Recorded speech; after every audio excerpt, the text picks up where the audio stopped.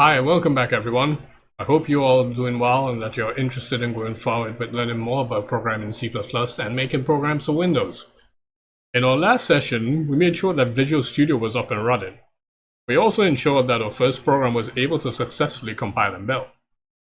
Our first program was a very simple one, which was to display the text "Hello World" to the console screen. Today, we are going to look at how we would write this program properly from scratch, as well as understanding each of the programming instructions we wrote inside Visual Studio. That way, we get a concise understanding of what they do for a program to run as expected.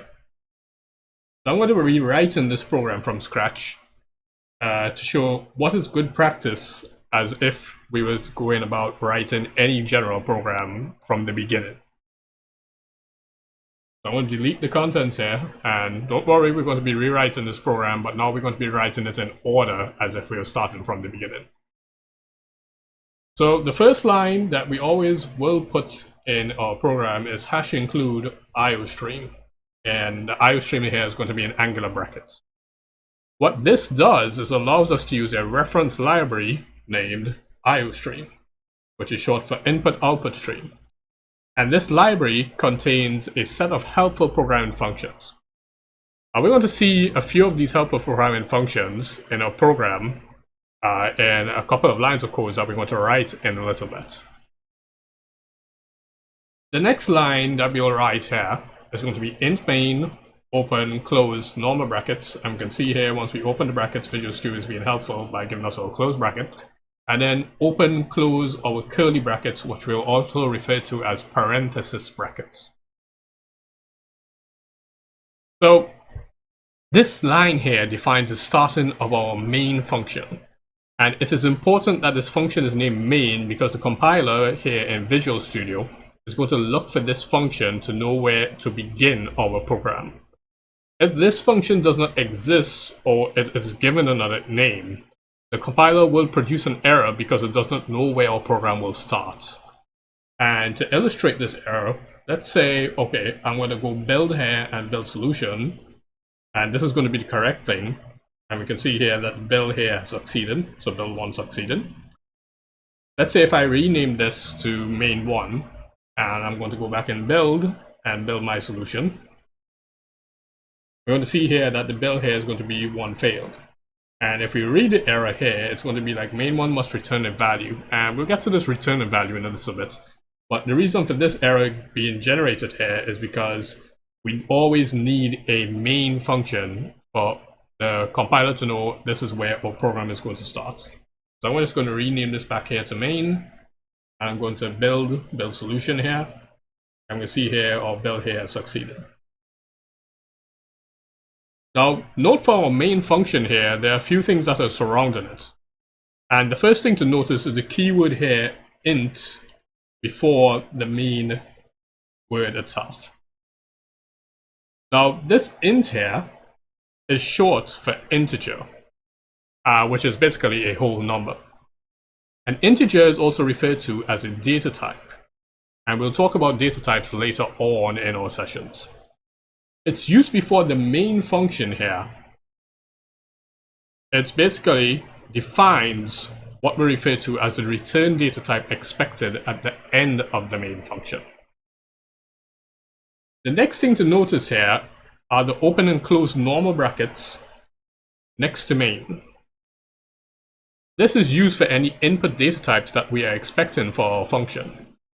Since there is nothing specified in between these brackets, this means that our function, being our main function here, is not expecting any input data. In later sessions, we will discuss the use of these brackets, especially when we start creating our own functions other than main. The last thing to notice is the open parentheses and close parentheses brackets here. These parentheses brackets are important since it signals the start and end of the body of the main function. Without these pair of parentheses brackets, the compiler will not know where the body of our main function starts and ends.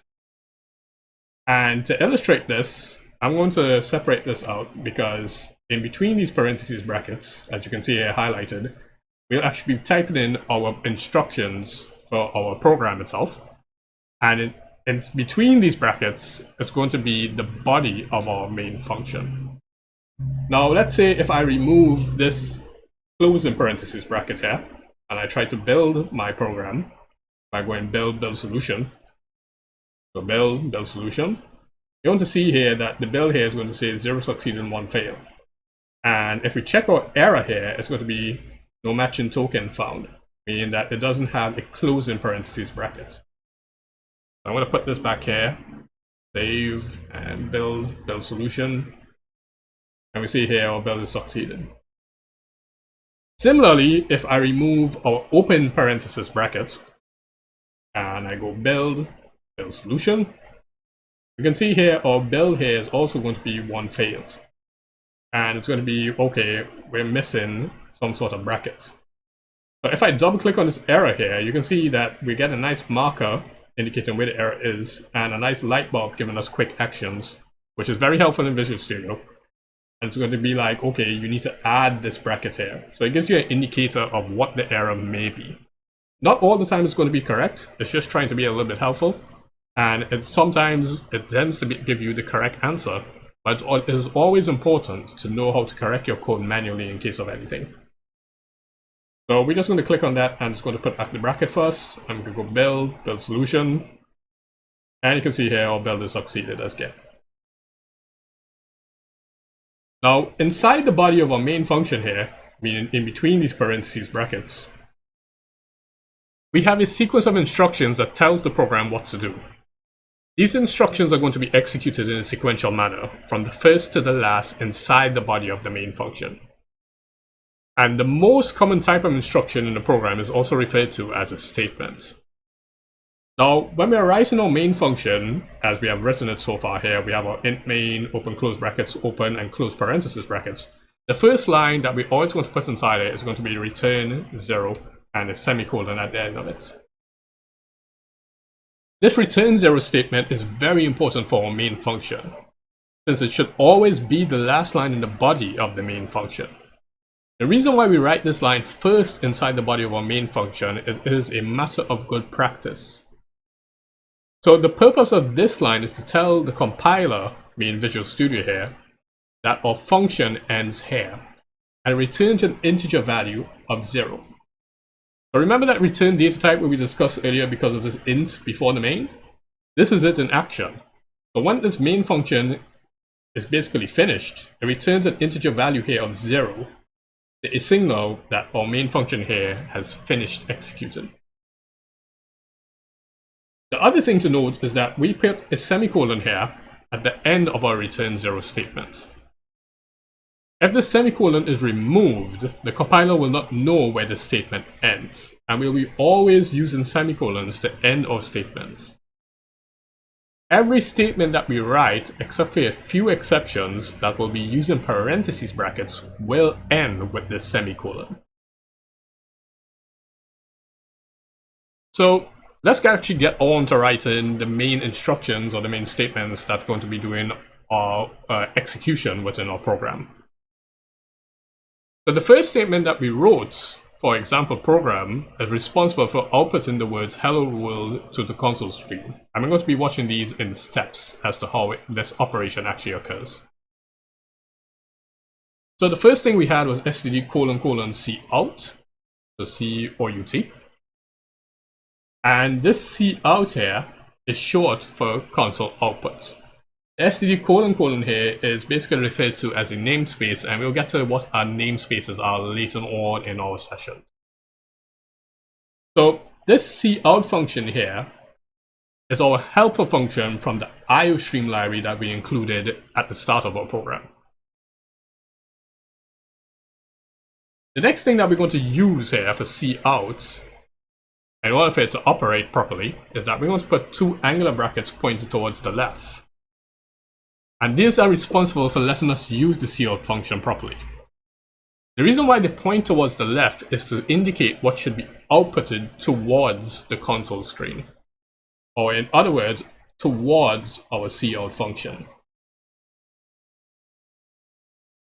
Now, our original program required for us to output the text hello world. And the hello world here needs to be encapsulated or in between double quotation marks. And the reason for this double quotation marks here is that these are responsible for indicating that the data between them is textual in nature. Now, it's possible for us to allow multiple things to be outputted sequentially using the cout function, which can be separated by multiple instances of these angular brackets here pointing towards the left. In this case, we use it to separate our textual output from our next helper function, which is going to be std::endl. So this endl here is short for endline, which, as its name says, it ends the current output line and will allow for any further textual output to begin on a new line in our console window. Finally, we ended our statement here with our semicolon, which was important to indicate, okay, for this statement, this is the end of this statement. Now there's one function that we will be using to pause our screen, since on some computers, once we build and run our program, the console screen will just flash on and off. And this function also belongs to the IOStream library that we included here earlier. So this function is known as getChar, open close brackets, and then we put the semicolon to indicate this is going to be the end of our statement. So this getChar function here is responsible for this pause that's going to basically pause our program and stop it from flashing on and off. And it will allow for the user to press enter before the program continues executing. So let's actually see our program in action here by building it and starting it without debugging. So we're going to go to the build menu and click on build solution. And we see here our build has succeeded. And then we'll go to debug and start without debugging to see our program in action. And as we can see here, our program outputs hello world, and it's waiting for us to press enter before it exits. So let's press enter here, and we can see here the program has exited with code 0, and we can press any key to close this window. So as you just now saw there, our program works as expected, showing our hello world message and waiting for us to press enter before the program finishes. Now, just to illustrate the concept here of outputting multiple lines in our program, let us put another statement right after our first output line in our program here, which will output another line of text to our screen. So for simplicity, we're going to highlight this line here. We're going to right click, and we're going to go copy. And on a new line, right before the getChar, we're going to right click here, and we're going to paste this again. I'm going to change the text in between these double quotation marks to output some other line of text. So let's go to put hello again. And let's rebuild our program by going to build solution, and then debug, start without debugging, and see what happens once we run our program. So as you can see here, we have hello world and hello again, which is basically what we expected from the execution of our program. And the getChar is basically paused our program here, so once we press enter, our program exits and it executes successfully. So basically what we saw here is that our program outputs the 2 lines of text to our console screen. And we also saw how the use of our endline function here, std::endl, allows for the second line of text here to start on a new line. Now let's close off this program here, and let's see what happens if we didn't include this std::endl function or endline function. And let's observe the effect of it. So we're going to remove this here, and we're also going to remove the double angular brackets here, because we're no longer outputting something in sequential form for our std::cout function. And we're going to build solution, and then debug, start without debugging. And we can see here from our output that the second line of text will just basically continue at the end of the first line of text because of the removal of that endline function. If we want to get back our text outputs on 2 separate lines, we need to ensure that the endline function is back where it should be. So let's close off our program here. And let's put back our n-line function. So put the double angular brackets, std : ENDL. And then we're just going to go back, build solution. And then debug, start without debugging. And you can see your program here runs as expected. So that is actually the importance of that n-line function, to make sure that you always start your text on a separate new line in your console output window. So that is it for today's session. And yes, I know it seems a bit much, but it will come naturally to us as we keep progressing throughout this video series, such that it becomes second nature. In our next session, we will talk about comments and data types and how they can be used effectively. So until then, take care and be safe. Later.